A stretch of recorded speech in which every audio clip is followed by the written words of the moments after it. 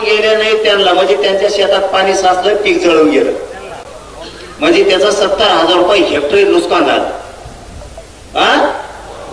आता राहिला दुसरा, ज्याच्या नदीच्या शेजारचे वावर होऊन गेले आणि पीक होऊन गेलं, त्याला 1,30,000 रुपये भरपाई द्यायची.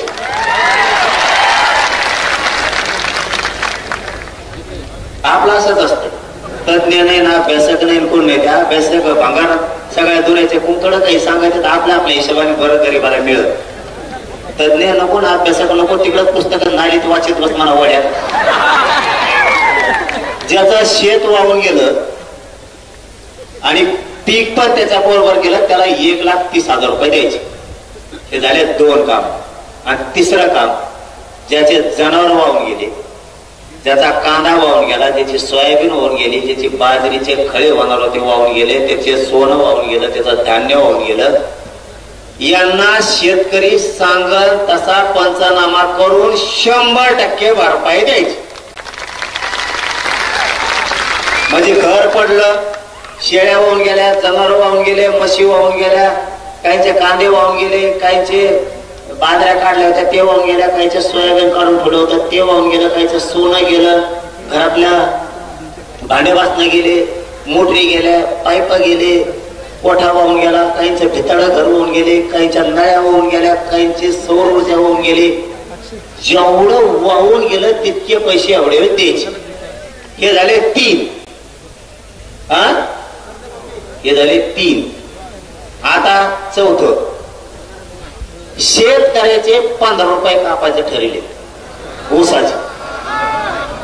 अजिबात 1 रुपया सुद्धा कापायचा नाही.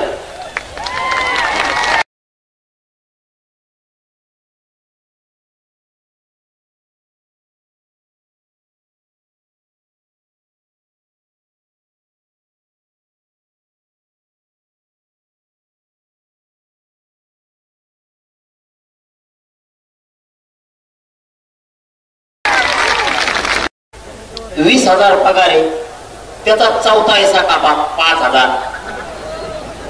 ज्याला 1 लाख आहे त्याचे 25,000 कापा. ज्याला 2 लाख आहे त्याचे 50,000 कापा. 1/4 हिस्सा कापायचा. त्याला काही गोमीचा पायलंगडा होणार आहे का? पगार फुकटात हे वावर कुठंतरी हडपिलेला असेल, नोकरी म्हणल्यावर कुठंतरी आला तिकडं सापडलेला असेल, त्याच्यामुळं हे कापा. कमीत कमी 4-5 लाख अधिकारी असतील नोकऱ्यावाले सगळे. 10 लाख, या 10 लाखातच जवळपास 1,000 कोटी रुपये जमा होते. हे प्रत्येक राजकीय पक्षाकडे हे करायचा. सरकारला सांगतो, मुख्यमंत्र्याला सांगतो, हो ते पैसे कापायचे नाही, ते नोकऱ्यावाल्याचे पुरेचे पैसे कापा. टोटल 1,000 रुपये ठेवू नका, त्याचे 1/4 हिस्सा कापून टाका, शेतकऱ्याला वाटा. इकडे शेतकऱ्यात पुढे का आणतो, त्याचे 5-8 खायची येळ आली, तू कुठं खातो रे? ते जमणार नाही. 1 एकर भर ऊस लावायचा, त्याच्यात तुला 5 रुपये द्यायचे, तो जर काढी लागली काय तिकडे, आणि तो पोराचा टायरच 1 लाखाचं आहे गाडीच. ही केवढं ती गाडी. दुसरा मुद्दा, एका पक्षाकडे 1,000 लोक आहेत मराठ्यावर. निवडणुकीच्या दिवशी म्हणतात 500 कोटी ती नाही देतोय, कंपनी बंद पाडी. आता रोग आला का सरकारला? जेवढे व्यावसायिक उद्योगपती येतं, राजकीय लोक येतं, खासदार आमदार येतं, मंत्री येतं, याच्याकडे प्रॉपर्टी 1,000 कोटीचे आहेत ना. 1 एकर ऊसावल्याचे 15 रुपये कापी तू कशाला? आता देवेंद्र फडणवीसची प्रॉपर्टी कमी असेल का? कापीवर अर्धी दान शेतकऱ्याला. अजित पवारची कमी का? अजित पवार तिकडे काढी लागली का? त्याचे कापी हो. शिंदे साहेबाकडे काही रोग आलाय का? त्यांची कापी हो प्रॉपर्टी. उद्धव ठाकरेकडे काही तर पडलं का? त्यांचं कापी हो. शरद पवारकडे पुरी काढीत लागली का? त्यांची कापी हो. काँग्रेसचे येत नाना पटोले, सोनिया गांधी, इंदिरा गांधी, तो कोणता गाव लाल भडक गांधी, एक दुसरा कोणता आहे तो त्याची का त्यो यांच्या प्रॉपर्ट्या कमी आहेत का? हा ती आंबाडी त्याचं तेल मीठ बंद करा ना, सगळं त्याचे पंप येत. त्याला म्हणा एक दिवस तुला जे रिलायन्स पंपाचा व्यवसाय येतो एका दिवसाचा, एका पंपावर 3 शेतकऱ्याला ऊस कुठं कापतो तिकडं आमचा फेसफुट पडे पाणी हळूहळू उसळा ना, आमचं कुठं कापतो गाठ पाण्याला तिकडं लय मोठं उतारा ना. राज ठाकरेकडे काही कमी आहे का? त्याच्या सगळ्या ट्रॅव्हल चालायला कापे त्याच्या. नारायण राणेकडे काही कमी पड असलं त्याला ती ऊसाचे पाताटाचे त्याच्या मुलगी. मग विखेंकडे येतं, मोहिते घराणे येतं, निंबाळकर घराणे, चव्हाण घराणे, देशमुख घराणे येतं. त्या सगळ्या 2-4 पोते भरून द्या पैशाची, त्याची काडी लागली असती पुढे तर त्यात जवळ नसंत. इकडे निजामी गॅजेट म्हणणारे यांच्याकडे काही असले तर बघा, बोलायला तर लय उतू येतं तोंड तवाच. इकडे ती म्हणा थोडी. आणखी कोण कोण असले तर ते वगळंटी वार एक तो काँग्रेसचा, त्याच्याकडे काही असले तर बघा. तो 56 पुळे, त्याच्याकडे काही पैसे असते, त्यांनी ते कुठ्याची कंपनी तर पण पाहिली. 200 कोटी दिले नाही म्हणून त्याला निवडणुकीला. असे करा ना गोळा. अंबानी कोण करा, टाटा कोण करा, तो आणखी कोण कोण तो नाही का टपुरा कोण आहे ते शिंदे साहेबाचे आमदार पळून घेऊन गेले ते टपुरा.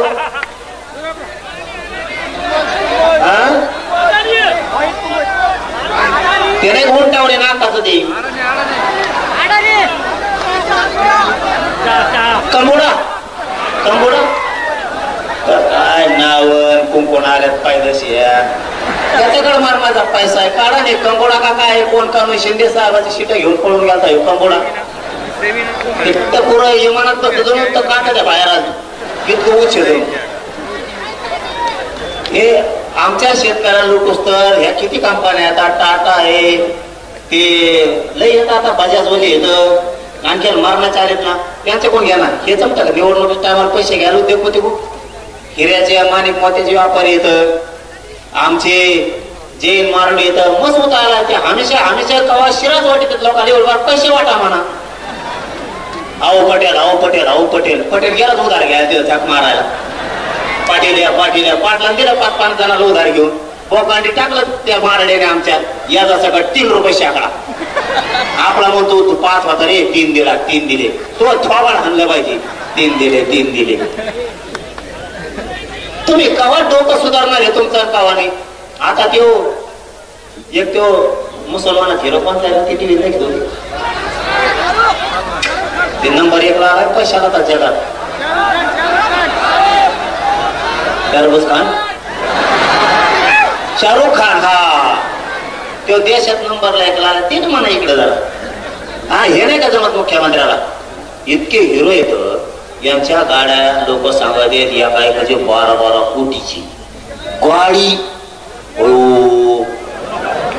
आपण लोकांच्या गाडीत बसलो तर ते मध्ये त्याने आलिशान गाडी घेतली. तो तुतार आणला पाहिजे, आलिशान घेतली. त्याच्या गाडीत बसून आला म्हणा आलिशान गाडी घेतली काय त्याच्या डिझेलला टाकलं मला पैपेवा लागला रिक्षा. यांच्याकडे जर इतकं आहे हे समजून घ्या, हे विनोद नाहीये. इतके मोठमोठे लोक त्यांजवळ कंपन्यात यांना यांच्याकडून सगळे पैसे वसूल करा. 1000 लोक सगळ्या पक्षाकडे 1000 लोक 1-1 कोटी घेतले तर 1000 कोटी रुपये जमा होते एका दिवसात. मुख्यमंत्र्याला जमत नाही घ्या करायला, शेतकऱ्याला द्यायला. हे झाला मुद्दा क्लिअर.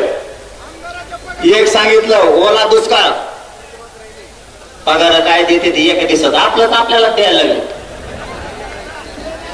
हे आपल्याला द्यायले. मुख्यमंत्री देवस्थानाला पैसे मागत. देवस्थान 1-1 कोटीची मदत करते. अरे बाबा तुमच्याकडे गाडी लागली का? तुम्हाला दुसरीकडे द्यायला आहेत का? उद्योगपत्याचे कर्ज माफ करायला ते मल्ल्या का खाल्ल्या कोण पळून गेला पैसे घेऊन ते जमतं का? मग असे गोष्टी करताना विचार करा. आपला पहिला मुद्दा घ्या, मुद्द्यावर येऊ. हे बस रे मुद्द्यावर येऊ. तो का बिलाडील का देवधर पडत तंबाखू टाक खाली तोंडात इतक्या लोकात